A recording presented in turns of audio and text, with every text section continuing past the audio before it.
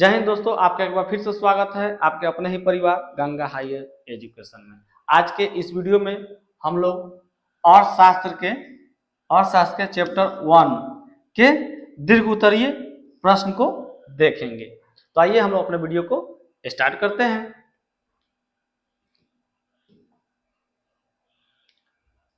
अब चलते हैं हम अपने पहले क्वेश्चन पर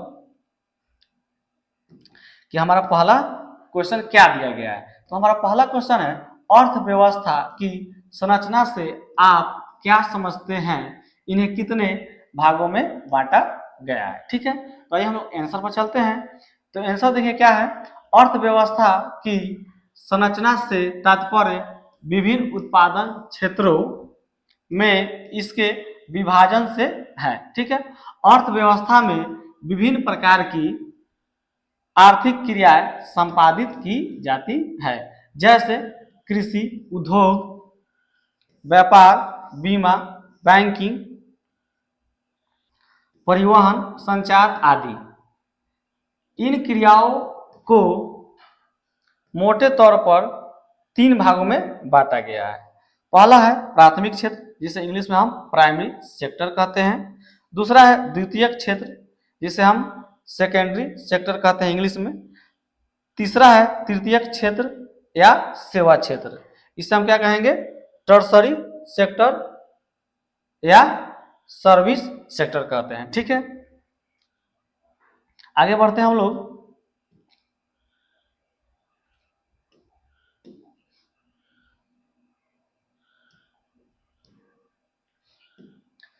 पहला हम लोग देख लेते हैं प्राथमिक क्षेत्र।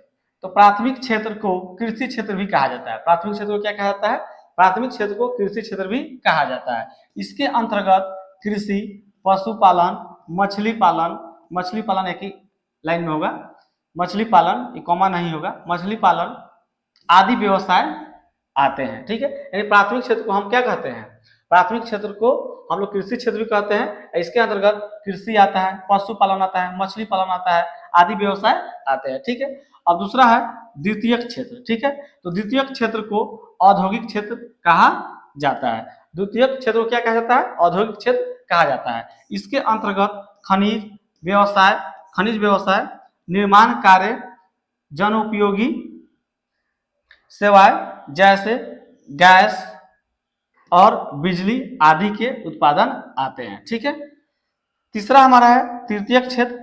तृतीयक क्षेत्र को सेवा क्षेत्र कहा जाता है। तृतीयक क्षेत्र को क्या कहा जाता है, सेवा क्षेत्र भी कहा जाता है। इसके अंतर्गत बैंक एवं बीमा, परिवहन, संचार एवं व्यापार आदि क्रियाएं आती है।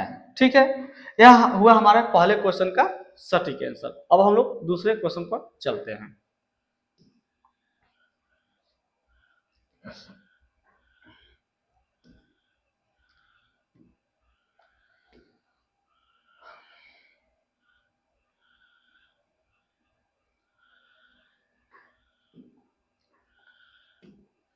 हमारा दूसरा क्वेश्चन है, आर्थिक विकास क्या है, आर्थिक विकास तथा आर्थिक वृद्धि में अंतर बतावे। दूसरा क्वेश्चन क्या कह रहा है, आर्थिक विकास क्या है, आर्थिक विकास तथा आर्थिक वृद्धि में अंतर बतावे। तो आइए इसके आंसर को देखते हैं। तो आर्थिक विकास, तो आर्थिक विकास वह प्रक्रिया है, आर्थिक विकास वह प्रक्रिया है जिसके अंतर्गत किसी भी देश या राज्य की प्रति व्यक्ति आय में एक लंबी अवधि तक वृद्धि होती है। अवधि मतलब क्या होता है, समय।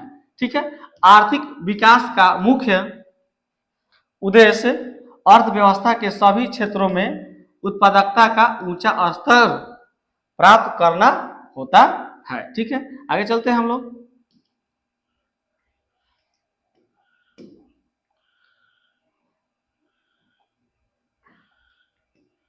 आर्थिक विकास एवं आर्थिक वृद्धि में अंतर। अब हम लोग क्या देखते हैं, आर्थिक विकास एवं आर्थिक वृद्धि में अंतर। ठीक है, यहाँ अलग हो जाएगा, आर्थिक अलग हो जाएगा, विकास अलग हो जाएगा। ठीक है, आर्थिक विकास एवं आर्थिक वृद्धि में अंतर हम लोग देखते हैं। ठीक है, तो सामान्यतः आर्थिक विकास तथा आर्थिक वृद्धि में कोई अंतर नहीं माना जाता है। ठीक है, सामान्यतः क्या होता है, सामान्यतः आर्थिक विकास तथा आर्थिक वृद्धि में कोई अंतर नहीं माना जाता है।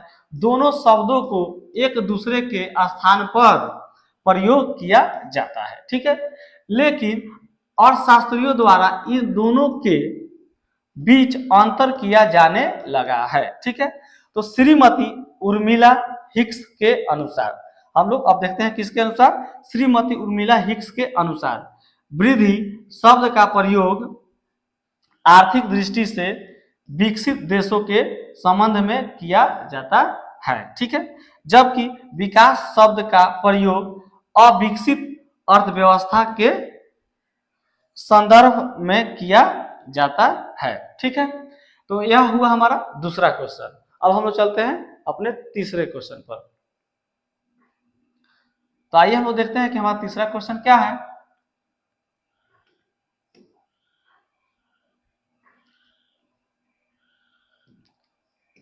तो तीसरा क्वेश्चन है, आर्थिक विकास की माप कुछ सूचकांकों के द्वारा करें। कह रहा है तीसरा क्वेश्चन में आर्थिक विकास की माप कुछ सूचकांकों के द्वारा करें। तो आइए आंसर देखते हैं। आर्थिक विकास का माप निम्नलिखित सूचकांकों के द्वारा किया जाता है। ठीक है, तो पहला सूचकांक क्या है, राष्ट्रीय आय।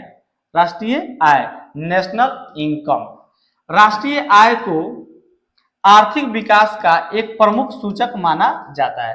राष्ट्रीय आय को आर्थिक विकास का एक प्रमुख सूचक माना जाता है। किसी देश में एक वर्ष की अवधि में उत्पादित सभी वस्तुओं एवं सेवाओं के मौद्रिक मूल्य के योग को राष्ट्रीय आय कहा जाता है। सामान्य तौर पर जिस देश का राष्ट्रीय आय अधिक होता है वह देश विकसित कहलाता है। यानी सामान्य तौर पर जिस देश का राष्ट्रीय आय अधिक होता है वह देश विकसित देश कहलाता है, और जिस देश का राष्ट्रीय आय कम होता है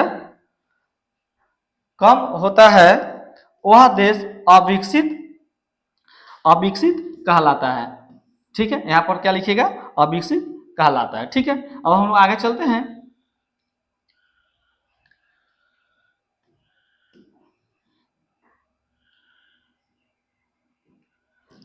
उसके बाद हमारा है प्रति व्यक्ति आय, पर कैपिटा इनकम। ठीक है, आर्थिक विकास की माप करने के लिए प्रति व्यक्ति आय को सबसे उचित सूचकांक माना जाता है। ठीक है, प्रति व्यक्ति आय में क्या है, आर्थिक विकास की माप करने के लिए प्रति व्यक्ति आय को सबसे उचित सूचकांक माना जाता है। प्रति व्यक्ति आय देश में रहते हुए व्यक्तियों की औसत आय होती है। ठीक है, राष्ट्रीय आय को देश की कुल जनसंख्या से, राष्ट्रीय आय को देश की कुल जनसंख्या से भाग देने पर जो भागफल आता है वह प्रति व्यक्ति आय कहलाता है। ठीक है,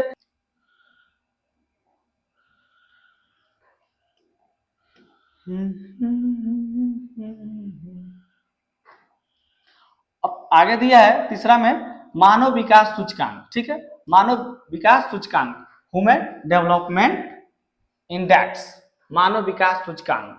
यह सूचकांक भी आर्थिक विकास की माप में सहायक होता है।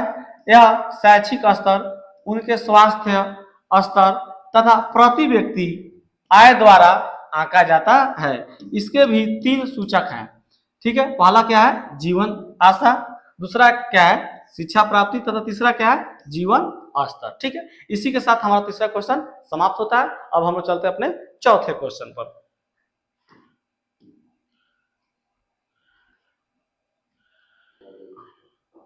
अगर आप चाहते हैं कि हमको क्लास 10th का पूरा नोट्स इस चैनल पर मिले तो आप हमारे चैनल को जरूर सब्सक्राइब कीजिए, इसमें आपको पूरा नोट्स मिलेगा। ठीक है, आइए हम अपने चलते हैं चौथा क्वेश्चन पर। बिहार के आर्थिक पिछड़ेपन के क्या कारण है?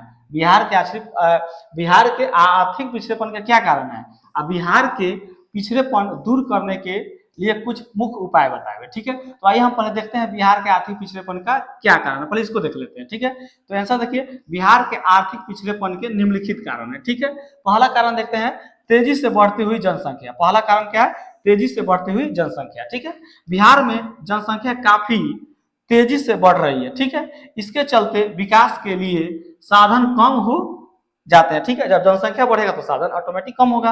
अधिकांश साधन जनसंख्या के भरण पोषण में चला जाता है। ठीक है, आगे चलते हैं।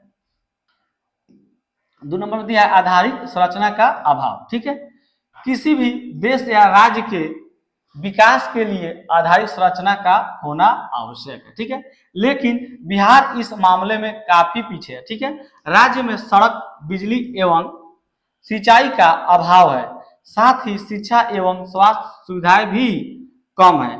इस वजह से बिहार में पिछड़ेपन की स्थिति कायम है।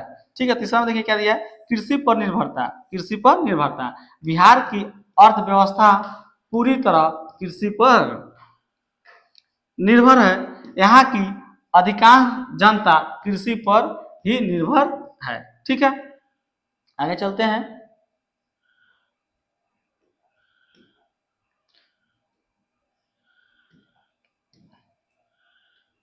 चौथा कारण देखते हैं, बाढ़ तथा सूखा से क्षति। ठीक है, बिहार में खासकर उत्तरी बिहार में नेपाल से आए जल से बाढ़ आती है। ठीक है, नेपाल से, जो नेपाल का पानी है, जब वह नेपाल पानी छोड़ता है तो पहले पानी कहाँ जाता है, उत्तरी बिहार में जाता है, जिससे बाढ़ आ जाती है। हर साल बाढ़ का आना लगभग तय है। इससे जान माल की काफी क्षति होती है। ठीक है, इससे क्या होता है, जान माल की काफी क्षति होता है। चौथा कारण क्या था, बाढ़ तथा सूखा से क्षति। तो बिहार में, खासकर उत्तरी बिहार में नेपाल से आए जल से बाढ़ आती है। हर साल बाढ़ का आना लगभग तय है, इससे जान माल की काफी क्षति होती है। ठीक है, पांचवा कारण देखते हैं, औद्योगिक पिछड़ापन। ठीक है, किसी भी देश या राज्य के लिए उद्योगों का विकास जरूरी होता है। ठीक है, यहाँ के सभी खनिज क्षेत्र एवं बड़े उद्योग तथा प्रतिष्ठित अभियांत्रिकी संस्थाएं सभी झारखंड में चले गए। इस कारण बिहार में कार्यशील औद्योगिक इकाइयों की संख्या नगण्य रह गई। ठीक है, आगे बढ़ते हैं।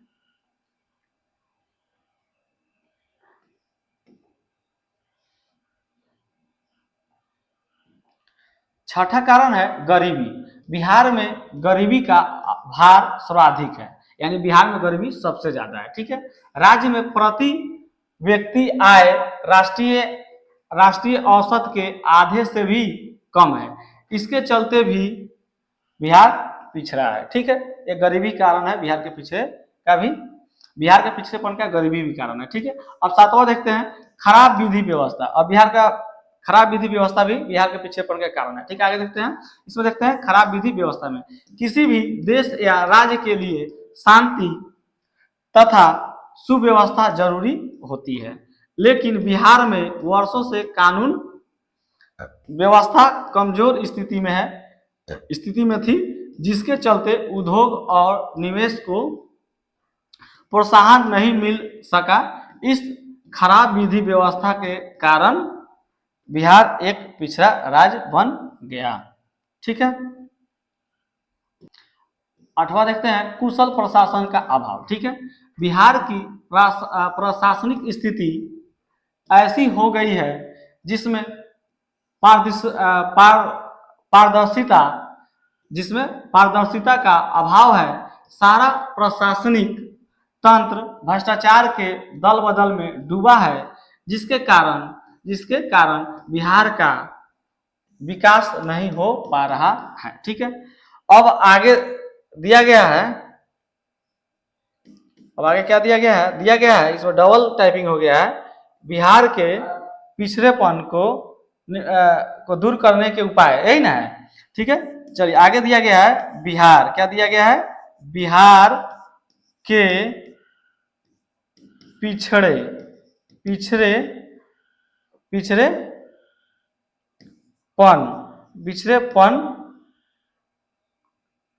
को दूर करने के उपाय। ठीक है, ये भी क्वेश्चन उसी में है। ठीक है, ये डबल प्रिंट हो गया है, प्रिंटिंग मिस हो गया है, डबल प्रिंट इसमें हो गया है। बिहार के पिछड़ेपन को दूर करने के उपाय देखते हैं। ठीक है, तो पहला कारण क्या है, पहला कारण शायद तो छूट गया है, तो पहला कारण लिख लीजिएगा, जनसंख्या पर नियंत्रण। जनसंख्या पर नियंत्रण ठीक है, जनसंख्या पर नियंत्रण किया जाए, लिख लीजिएगा पहला में। दूसरा में है बाढ़ पर नियंत्रण किया जाए, ठीक है। और तीसरा में है कृषि के क्षेत्र में विकास किया जाए, ठीक है। और चौथा है उद्योगों का विकास किया जाए, ठीक है। आगे चलते हैं हम लोग।